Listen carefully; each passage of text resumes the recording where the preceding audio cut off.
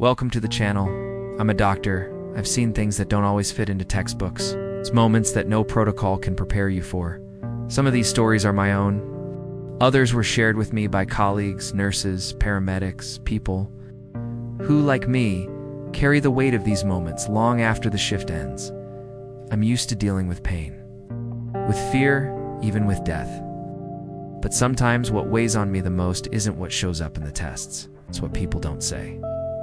Met her one ordinary afternoon in the hospital observation room. It was around 2 p.m., a quiet shift. I was coming back from lunch with a cup of coffee in hand. That's when I noticed her. A woman in her 30s, pale skin, deep dark circles under her eyes. Like sleep had abandoned her weeks ago. As I approached, she locked eyes with me, the kind of stare that makes you feel unsettled. But it wasn't out of hostility. It was the look of someone desperately searching for help and not finding it. She introduced herself as Marcy. She wasn't the patient. Her mother was Mrs. Teresa, 72 years old. She'd come in complaining of fatigue and shortness of breath. At first, it seemed mild, but something in her clinical signs didn't sit right with me. Low oxygen levels, a bit of tachycardia, a heart murmur that hadn't been noted in previous visits. This wasn't just old age tiredness. Something was off. "We want to run some tests on your mom, Marcy," I told her. "It's nothing alarming, but we need a clearer picture of what's going on with her heart and lungs." She looked at me, steady and calm, or rather tired, worn down, and she said, "Doctor, is it really necessary? My mom hates hospitals. She just wants to go home." Reaction wasn't unusual. A lot of elderly patients feel uncomfortable in hospitals. But there was something else in her tone. It wasn't just concern. It was almost pleading. "It won't be invasive. It's just some routine tests," I reassured her. She didn't answer. She just nodded quietly. But her foot tapping against the floor and the way her fingers fidgeted told me her calm voice was hiding something deeper. A few hours later, Mrs. Teresa's condition worsened slightly. Nothing critical, but enough to justify a CT scan and an echocardiogram. I went to talk to Marcy and explained what was happening. I found her sitting at the edge of the bed, gently stroking her mother's hair as she slept. And before I could say anything, she held up a hand and said, "Doctor, no more tests, please. I don't want her to be hurt. She's already suffered enough." "Marcy," I said gently, "I get it. But if we don't do these tests, we might miss something important. It could be something manageable, something we can treat. But we need to know so we can try to stop it from getting worse." She looked down, swallowed hard, and then she said something that completely caught me off guard. "What if it's not manageable? What if this is the beginning of the end?" I stood there in silence. I've heard many things in my career, all kinds of ways people try to avoid a painful truth. But this wasn't denial. It was fear. Pure, raw fear. "We'll only know if we look for answers," I replied. She stared at me, her eyes filled with sadness and something like restrained anger. "She's fine, just a little tired. She's an older woman. Of course she's going to get tired," she said, raising her voice slightly. Then she caught herself, took a deep breath, lowered her head, held her mother's hand, and softly said, "What if I don't want to know?" I wanted to tell her that ignoring it wouldn't change the reality, that maybe there was still time, that her mom deserved a chance, that the longer we waited, the harder it would be to help. But something told me this wasn't the time, so I just said, "If you change your mind, I'll be right here." That night, Mrs. Teresa had a brief episode of confusion. We suspected a mini stroke. We called Marcy immediately. She rushed in, panic in her eyes, and ran to her mother's side. "Mom," she said, holding her tightly. "It's okay. It's over. You're okay now." But while she comforted her mother, she shot me a look. I'll never forget. It was cold, angry, like she was saying, "I told you this would happen." Like in that moment, I had become the villain for trying to help. The next day, I asked to speak with her alone. I found her again by the bedside, stroking her mother's hair. I greeted her gently and asked if she'd walk with me a bit, away from the machines and the beeping monitors. She hesitated, then kissed her mom's forehead and whispered, "I'll be right back, okay?" Everything's going to be fine." She followed me down the hallway. "Marcy," I said, "I need to understand. You're not reacting like most family members who want answers. You've been resisting every step." "Why?" "She's fine," she replied quickly.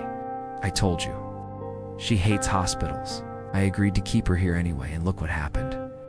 We walked a bit in silence. Then I asked again, softer this time, "Why don't you want us to find out what's going on?" She didn't answer right away. A few more steps. Then she stopped, took a deep breath. 3 years ago, I lost my dad to cancer. One of those quiet kinds. By the time we found out, it was too late. One day he was just feeling a bit off, and the next, I was kissing his cold forehead. Her voice cracked. It was horrible. We watched him fade away in a hospital like this. Hooked up to tubes and monitors, no dignity left.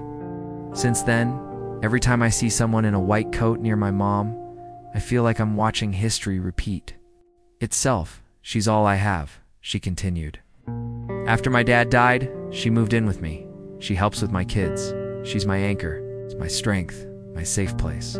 She's always been so strong, so full of life. Can't watch her fade away. I couldn't survive losing her, not again. And in that moment, I understood everything. Her resistance wasn't neglect. It wasn't denial. It was love. It's a kind of love that's so deep, it terrifies you. The kind that makes ignorance feel safer than grief. "Marcy," I told her softly, "I know how much you love her. It's clear. But protecting her doesn't mean hiding from the truth. Sometimes the most loving thing we can do is fight for someone, even when we're terrified of what we might find." She looked at me through tears. Didn't speak. Just nodded. That afternoon, she gave us permission to run the tests. I spoke. Directly to the cardiologist, explained the case, scheduled the exam myself. Marcy had decided to face her fear. The least I could do was stand with her. Later, the cardiologist approached me with the results. "Moderate valvular disease," he said, "but manageable. She'll need monitoring. Maybe a minor procedure. But this isn't fatal. Not yet. Not even close. It wasn't the beginning of the end. It was something we could fight." When I gave Marcy the report, she stared at it for several seconds. Her hands trembled as she read, like each word might be a death sentence. When she reached the end, she looked up at me, searching for clarity. I explained what the cardiologist had told me. She barely opened her lips, and then the tears came. But this time, it wasn't fear, it was relief. The kind that melts away months of silent dread. She covered her face and cried, quietly, as the report slipped from her lap to the floor. "Thank you," she whispered through sobs, "for not treating me like I was crazy, for understanding me, even when I didn't know how to explain it." I sat down beside her, placed a hand on her shoulder. "Congratulations," I said gently, "for facing what you feared most, even when it would have been easier to run." She looked up at me, eyes swollen, but alive. And for the first time, she smiled, not a joyful smile, but a wounded one, a human one. We sat there in silence, and in that pause, I learned something no textbook or night shift had ever taught me. Since then, I think about her often, about her fear, her love, her silence. That kind of love so fierce, I'd rather not know than risk letting go. Because sometimes being a doctor isn't just about healing a body. Sometimes it's about sitting quietly next to a soul that's terrified of being left alone. So if you ever meet someone who resists help, don't be too quick to judge. It might not be denial, stubbornness, or ignorance. It might just be their way of protecting the only thing holding them together. Maybe they're simply afraid of losing what they love the most. And if you've ever been through something like this, I'd love to read your story in the comments. Sometimes sharing helps us heal too. If this story touched you, don't forget to like the video, subscribe to the channel, and share it with someone who needs to hear it. See you in the next story. And remember, not all wounds are visible, but some cut deeper than we think.